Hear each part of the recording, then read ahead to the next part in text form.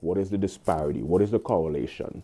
Are there any sort of coordinates between frequency and amplitude? Why is amplitude loud and frequency may be soft, but yet frequency is a higher pitch? What is a pitch? What is octave? You know, and so from a research scientist perspective, I battled with the conundrum of, I felt obligated. What determines the amplitude? What determines the frequency?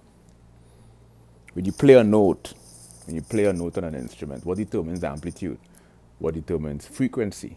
What determines acceleration? Tutorial the world has ever seen, I swear. I want to discuss psychophysics, the relationship between physical stimulation and mental phenomena.